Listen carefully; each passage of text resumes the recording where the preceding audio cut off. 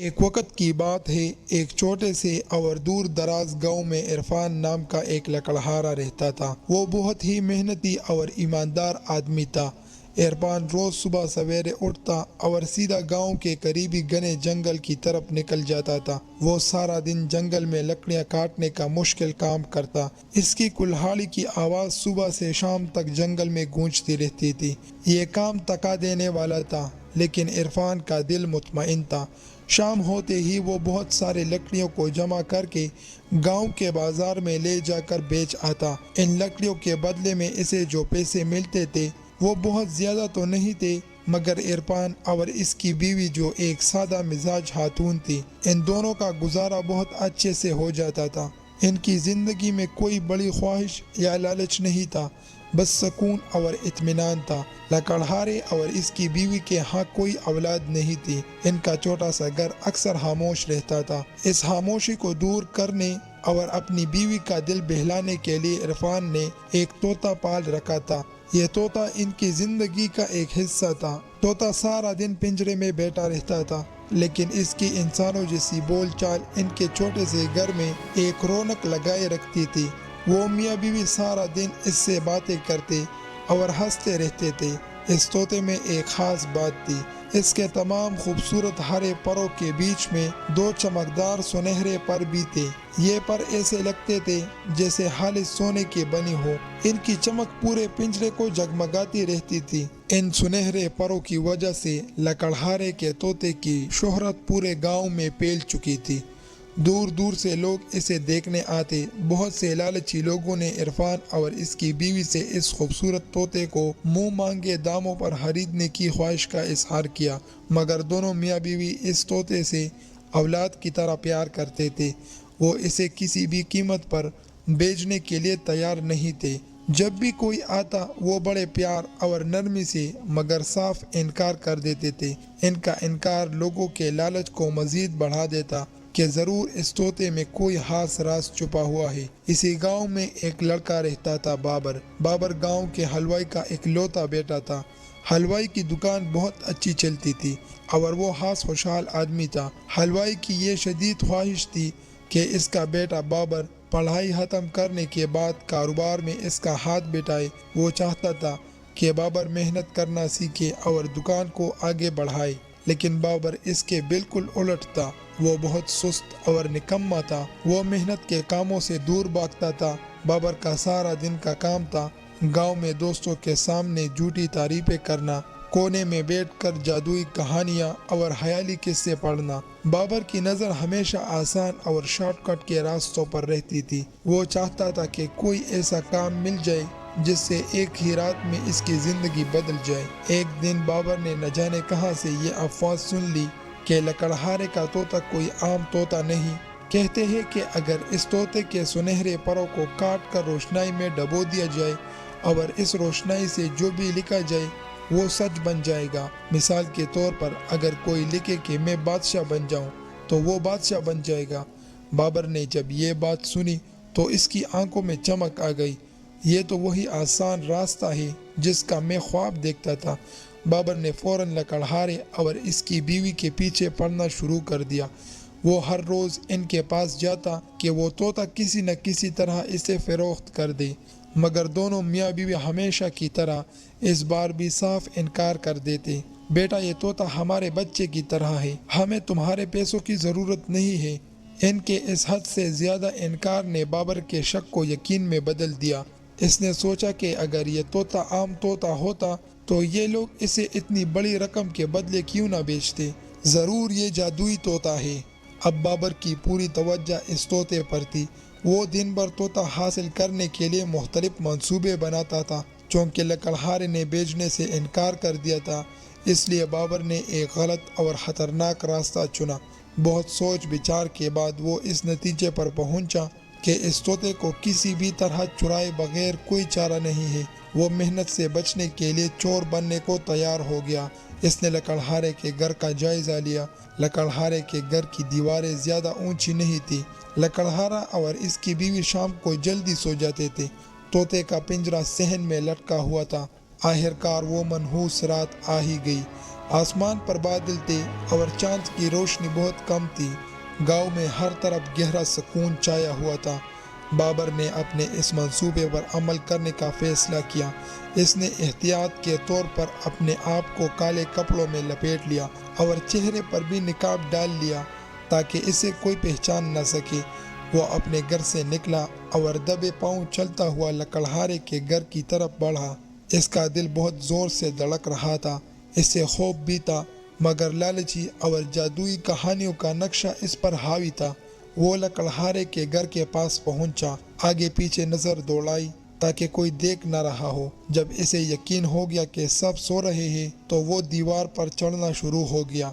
اس نے پوری کوشش کی کہ کوئی آواز نہ آئے، لیکن تقدیر کو کچھ اور ہی منظور تھا۔ جیسے ہی وہ دیوار کے اوپر پہنچا اور دوسری طرف اترنا چاہا، ایک دم اس کا پاؤں پھسلا اور بڑے زوردار آواز کے ساتھ وہ لکڑہارے کے کچے صحن میں جا گرا۔ لکڑہارا عرفان ایک عام سی چارپائی پر صحن میں سو رہا تھا۔ وہ زوردار آواز سے ہڑبڑا کر اٹھ بیٹھا۔ پہلے تو اسے کچھ سمجھ نہ آیا کہ کیا ہوا، لیکن جب حواس بحال ہوئی تو اس نے دیکھا کہ صحن کے بیچ میں ایک اجنبی شخص سر سے لے کر پاؤں تک کالے کپڑوں میں ملبوس اور چہرے پر نقاب لگائے ہوئے پڑا ہے۔ عرفان فوراً سمجھ گیا کہ کوئی چور گھس آیا ہے۔ وہ بغیر کسی خوف کے زور زور سے چیخنا شروع ہو گیا۔ آواز سن کر اس کی بیوی جاگ گئی اور وہ بھی شور مچانے لگی۔ لکڑہارے کی آواز گاؤں کے پرسکون ماحول میں تیر کی طرح گھس گئی۔ دیکھتے ہی دیکھتے آس پاس کے گھروں سے لوگ نیند سے بیدار ہوئے اور اپنے ہاتھوں میں ڈنڈے، لاٹیاں اور لاٹین لے کر بھاگتے ہوئے لکڑہارے کے گھر میں داخل ہوئے۔ لوگوں نے آتے ہی اس کالے نقاب پوش کو گھیر لیا۔ لکڑہارے نے غصے میں آ کر چور کا نقاب کھینچ کر ہٹا دیا۔ نقاب ہٹتے ہی گاؤں والوں پر ایک حیرت کا پہاڑ ٹوٹ پڑا۔ کسی کو یقین نہیں آیا کہ یہ بابر ہے۔ بابر کے ابا جو گاؤں کے حلوائی تھے، سب کی نظروں میں ایک شریف، عزت دار اور کامیاب انسان تھے۔ کوئی سوچ بھی نہیں سکتا تھا کہ ان کا اکلوتا بیٹا اس طرح چوری کرتے ہوئے پکڑا جائے گا۔ بابر کا بھی شرم اور گرنے کے درد سے برا حال تھا۔ وہ شرم کے مارے پانی پانی ہو رہا تھا۔ اس کا دل چاہتا تھا کہ زمین پھٹ جائے اور وہ اس میں سما جائے تاکہ اسے گاؤں والوں اور خاص کر اپنے عزت دار والد کا سامنا نہ کرنا پڑے، لیکن اب کیا ہو سکتا تھا؟ کام بگڑ چکا تھا۔ گاؤں کے بزرگوں نے فیصلہ کیا کہ بابر کے والد کو فوراً بلایا جائے۔ کچھ ہی دیر بعد وہ پریشانی کے حال میں وہاں پہنچے۔ جب انہوں نے اپنے بیٹے کو چوری کے الزام میں نقاب کے ساتھ لوگوں کے بیچ میں دیکھا تو ان پر کیا گزری یہ صرف ایک باپ ہی جانتا ہے۔ وہ غصے اور دکھ کی شدت سے بابر کو مارنے پیٹنے لگا۔ بڑی مشکل سے گاؤں کے کچھ سمجھدار لوگوں نے بیچ میں آ کر بابر کو اپنے والد کے غصے سے بچایا۔ اب سب لوگ ایک ہی بات جاننا چاہتے تھے، آخر حلوائی کے بیٹے نے یہ گھٹیا حرکت کیوں کی؟ اسے پیسوں کی کیا کمی تھی؟ پہلے تو بابر شرمندگی کے مارے کچھ بول ہی نہ سکا۔ اس کی آواز حلق میں اٹک گئی تھی، مگر جب لوگوں کا دباؤ بڑھا اور وہ مسلسل پوچھتے رہے تو مجبوراً بابر نے اپنا منہ کھولا۔ اس نے بغیر کسی جھجک کے اپنے بے وقوفی کا ماجرا گاؤں والوں کو سنا ڈالا کہ اس نے کیسے سن لیا کہ طوطا جادوئی ہے اور بغیر محنت کے امیر بننے کے لیے وہ اسے چرانے آیا ہے۔ بابر کی یہ بولی بالی اور جادو پر مبنی بات سن کر کچھ لوگ تو کہکہا لگا کر ہنس پڑے۔ انہوں نے بابر کا بہت مذاق اڑایا اور اسے بے وقوف کہا کہ وہ آج کے زمانے میں بھی ایسے کہانیوں پر یقین رکھتا ہے۔ لیکن کچھ لوگ جو آج بھی بھوت پریت اور جادوئی ٹٹونے کو حقیقت مانتے تھے، وہ اس بات کو آزمانے کا مشورہ دینے لگے۔ انہوں نے کہا کہ اس طوطے کا پر کاٹ کر لکھ کر دیکھو، اگر سچ ہو گیا تو واقعی یہ جادوئی ہے۔ لکڑہارا عرفان اور اس کی بیوی اس بات کے سختی سے مخالف تھے، کیونکہ اس سے ان کے پیارے طوطے کو تکلیف پہنچتی تھی۔ انہوں نے کئی بار منع کیا، مگر لوگ اپنی ضد پر اڑے رہے۔ جب مجمع کا اصرار بہت زیادہ بڑھ گیا اور ماحول مزید خراب ہونے لگا تو مجبوراً لکڑہارے کو بھی اجازت دینا پڑی تاکہ معاملہ جلد از جلد ختم ہو جائے۔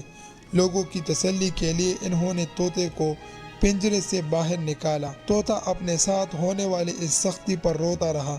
اس کی چیخ و پکار کی پرواہ نہ کرتے ہوئے ایک آدمی نے ظالمانہ طریقے سے اس کے دونوں سنہرے پروں کو کینچی سے کتر دیا۔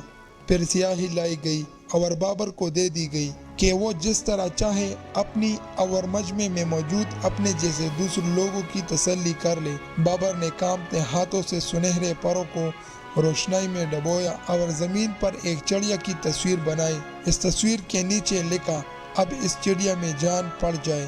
بابر نے گہری سانس لی اور انتظار کرنے لگا کہ کب ان کے بنائے ہوئے پرندے میں زندگی آئے اور وہ اڑ جائے۔ اس کے ساتھ کھڑے دیگر لوگ بھی دم سادے دیکھتے رہے، مگر کافی دیر تک انتظار کے بعد بھی اس تصویر میں کسی قسم کی زندگی کے آثار نظر نہ آئے۔ وہ پرندہ مٹی پر بنا ہوا ایک بے جان ہاکا ہی رہا۔ یہ دیکھ کر بابر پر حقیقت اشکار ہو گئی۔ اسے سمجھ آ گیا کہ وہ کتنی بڑی جھوٹ اور وہم پر یقین کر کے چوری کرنے آیا تھا۔ وہ اپنی غلطی کو تسلیم کرتے ہوئے روتے ہوئے سیدھا لکڑہارے کے قدموں میں گر پڑا اور سچے دل سے معافی مانگنے لگا۔ لکڑہارے کا دل بہت نرم تھا۔ اس نے بابر کو اپنے قدموں سے اٹھایا اور بہت پیار سے اپنے گلے لگا لیا۔ لکڑہارے نے، جو ایک عام محنتی آدمی تھا، بابر کو ایک بہت ہی قیمتی اور لازوال نصیحت کی۔ بیٹا، میری ایک بات ہمیشہ یاد رکھنا، اصل جادو اس دنیا میں کسی طوطے یا کسی جادوئی قلم میں نہیں ہوتا۔ اصل جادو انسان کے اندر ہوتا ہے اور وہ ہے محنت کا جادو۔ اپنے بازو کے زور پر اپنی پسینے سے حاصل کی گئی دولت یہ حرام کے مال سے زیادہ اچھی اور ٹھنڈک دینے والی ہوتی ہے۔ عرفان کی ان سیدھی سادی مگر سچی باتوں نے بابر کی آنکھیں کھول دی۔ اسے پہلی بار محسوس ہوا کہ اس نے بغیر محنت کے آسانی سے امیر بننے کی چاہت میں کتنی بڑی غلطی کر ڈالی۔ اسے فوراً اپنے والد کی محبت اور محنت یاد آئی۔ بابر فوراً اپنے والد کی طرف آگے بڑھا اور ان کے گلے لگ کر رو پڑا۔ اس نے اپنے والد سے بھی معافی مانگی اور ان سے یہ پکا وعدہ کیا کہ وہ آج کے بعد ایک نئی زندگی شروع کرے گا۔ اس نے والد سے وعدہ کیا کہ وہ اب آلسی پن چھوڑ دے گا۔ وہ اپنے والد کا دس بازو بنے گا اور دکان پر پوری لگن سے کام کرے گا۔ اس دن کے بعد بابر نے اپنے اس وعدے کو سچ کر دکھا دیا۔ وہ اب جادوئی کہانیوں کے بجائے محنت اور ذمہ داری کی کتابیں پڑھتا تھا۔ اس نے میٹھی نیند کو چھوڑ کر صبح سویرے اٹھنا شروع کر دیا۔